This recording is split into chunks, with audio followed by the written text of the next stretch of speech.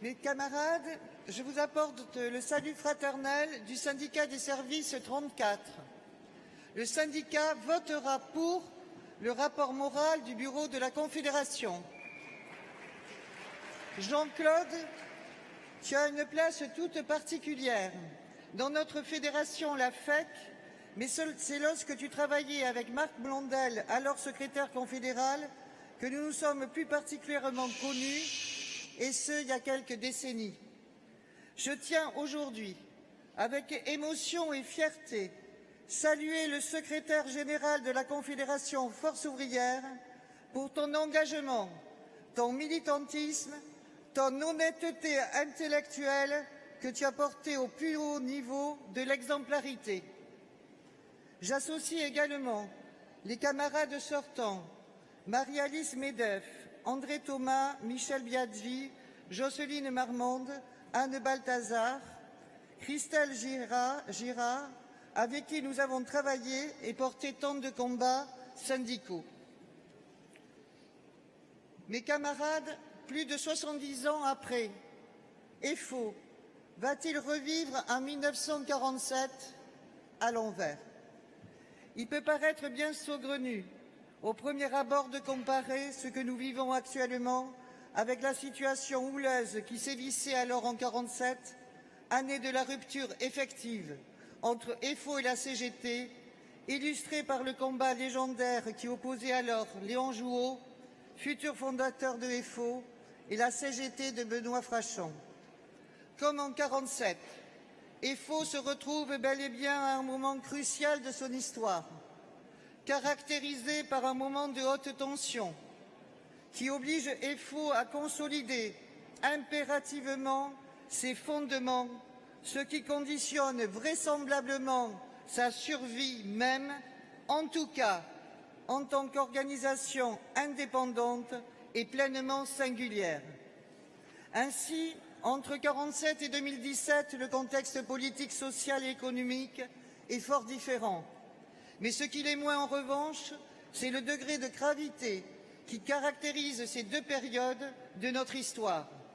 Dans les deux situations, une croisée des chemins cruciale, capitale, avec un fil rouge, rappelé avec force, l'indépendance. Indépendance d'une part à l'égard des partis politiques et plus généralement de la politique d'État, notre visée demeurant celle de l'autonomie des travailleurs. Indépendance d'autre part d'un certain patronat, celui dont les pratiques sont confiscatoires et qui ne nourrit pas d'autres ambitions que celle de s'enrichir toujours plus sur le dos du monde commun ou de l'intérêt général.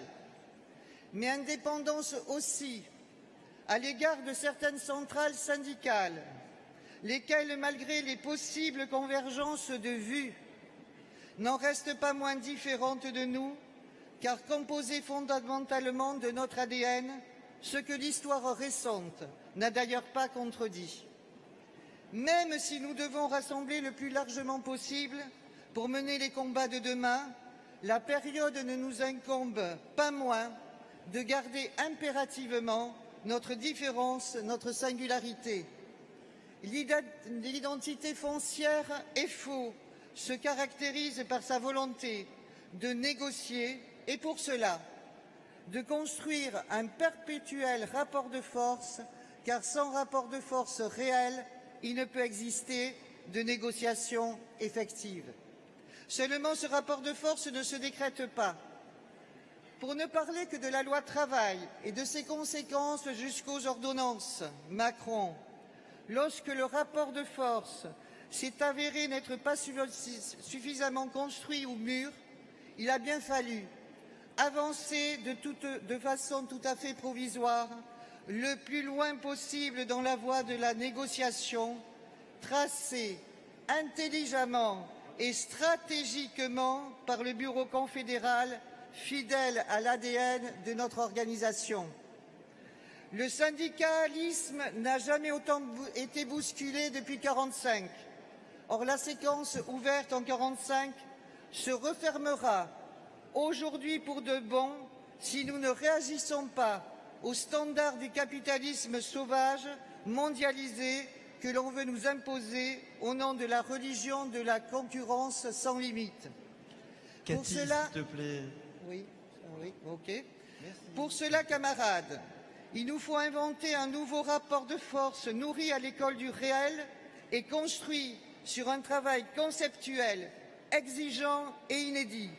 C'est sur le fondement de ce travail essentiel que devra être mené pour l'ensemble des militants et des travailleurs que nos actions aujourd'hui et demain pourront véritablement prendre forme et que le modèle de société que nous portons pourra s'imposer.